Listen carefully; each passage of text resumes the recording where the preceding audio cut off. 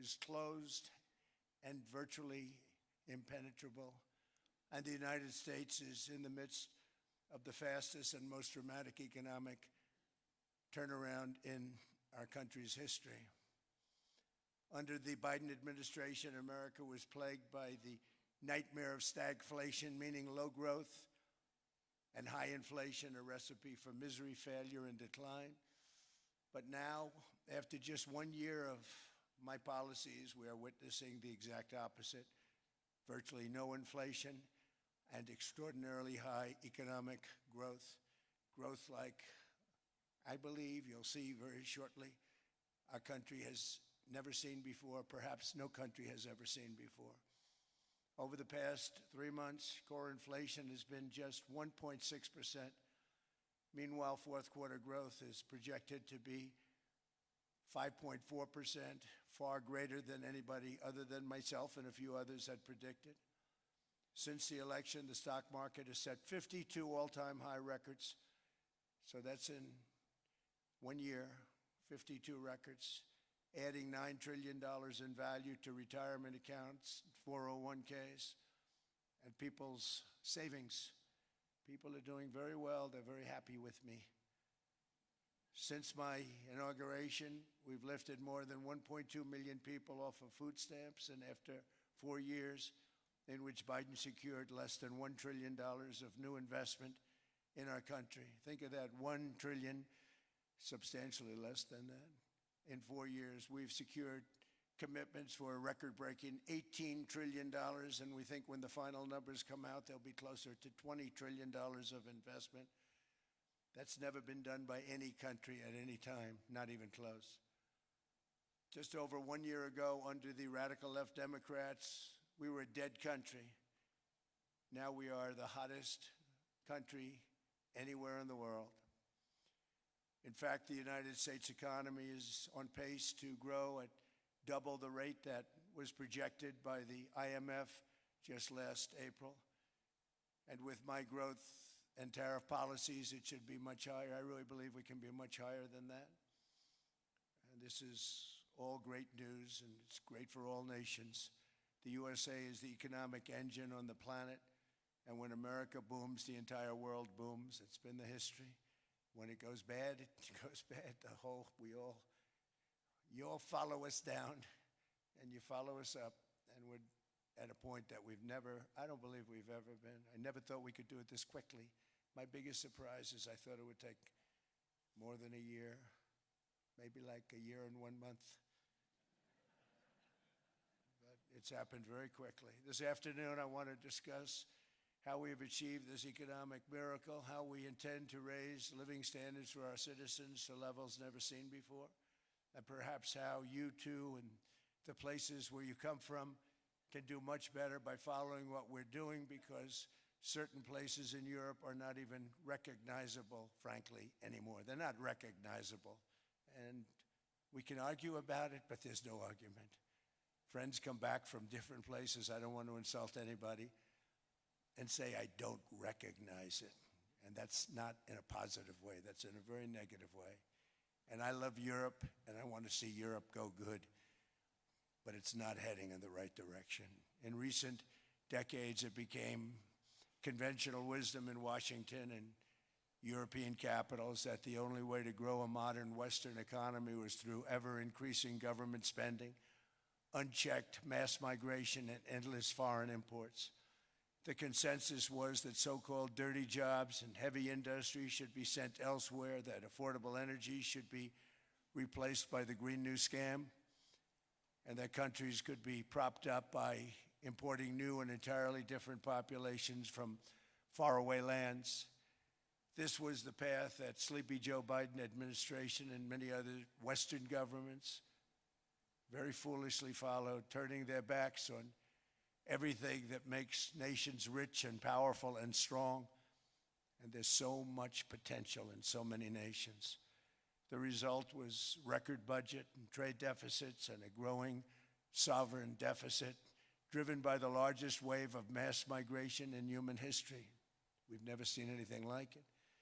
Quite frankly, many parts of our world are being destroyed before our very eyes, and The leaders don't even understand what's happening.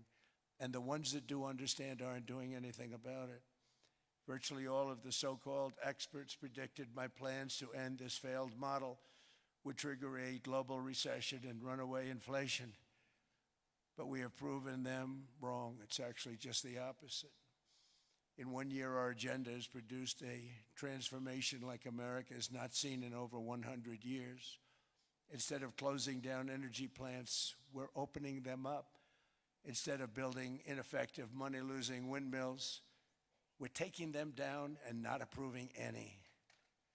Instead of empowering bureaucrats, we're firing them, and they're going out and getting jobs in the private sector for 2 and 3 times what they were making in government. So they started off hating me when we fired them, and now they love me. Instead of raising taxes on domestic producers, we're lowering them and raising tariffs on foreign nations to pay for the damage that they've caused. In 12 months, we have removed over 270,000 bureaucrats from the federal payrolls, the largest single-year reduction in government employment since the end of World War II. Nobody thought that was coming, but we had no choice. To make a country great, you can't have all federal jobs. We've cut federal spending by $100 billion and slashed the federal budget deficit by 27% in the single year. It's going to go down quite a bit more from that, driving inflation way down from the record highs of the Biden administration. Every month, they went up and up and up.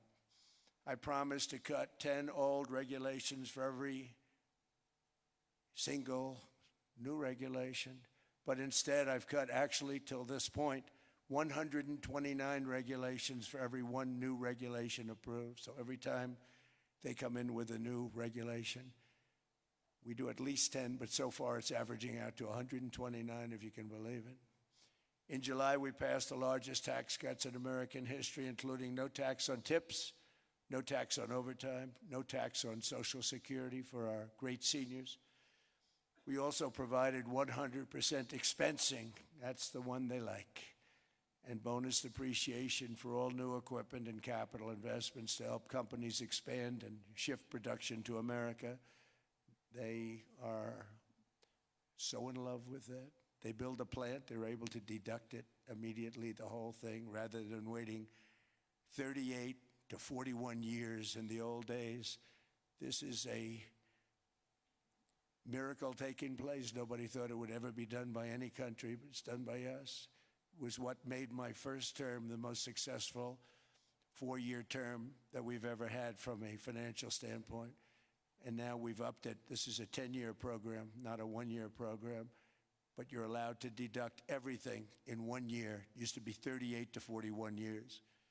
With tariffs, we've radically reduced our ballooning trade deficit, which was the largest in world history. We were losing more than $1 trillion every single year, and it was just wasted.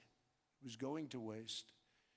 But in 1 year, I slashed our monthly trade deficit by a staggering 77%, and all of this with no inflation, something everyone said could not be done. There were a couple of brilliant people that actually thought I was doing the right thing. I thought I was doing the right thing. Now they all think I'm doing the right thing because they can't believe the numbers. American exports are now up by more than $150 billion. Domestic steel production is up by 300,000 tons a month, and it's doubling over the next 4 months. It's doubling and tripling, and we have steel plants being built all over the country. Nobody thought they'd see that.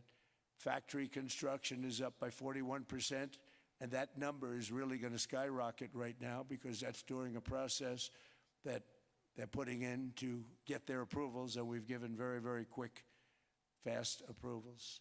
In the process, we've made historic trade deals with partners covering 40% of all U.S. trade. Some of the greatest companies and countries in the world. We have countries as our partner, too. The European nations, Japan, South Korea. They're our partners. They've gone into massive deals with us, especially on oil and gas. And these agreements raise growth and cause stock markets to boom. not only in the U.S., but virtually every country that came to make a deal, because, as you've learned, when the United States goes up, you follow. It's really become a staple. In America, I've stopped the nation-wrecking energy policies that drive up prices while sending jobs and factories to the world's worst polluters. They are indeed polluters. Under Sleepy Joe Biden, new domestic oil and gas leases fell by 95%. Think of that. And they wonder, why was gasoline going up so fast? The gasoline actually topped $5 a gallon, and some places $7 a gallon, and more than 100 major power plants were violently shut down by incompetent people that had no idea what the hell they were doing. Under my leadership, U.S. natural gas production is at an all-time high, by far. U.S. oil production is up by 730,000 barrels a day, and last week we picked up 50 million barrels from Venezuela alone. Venezuela has been an amazing place for so many years, but then they went bad with their policies. 20 years ago, it was a great country, and now it's got problems, but we're helping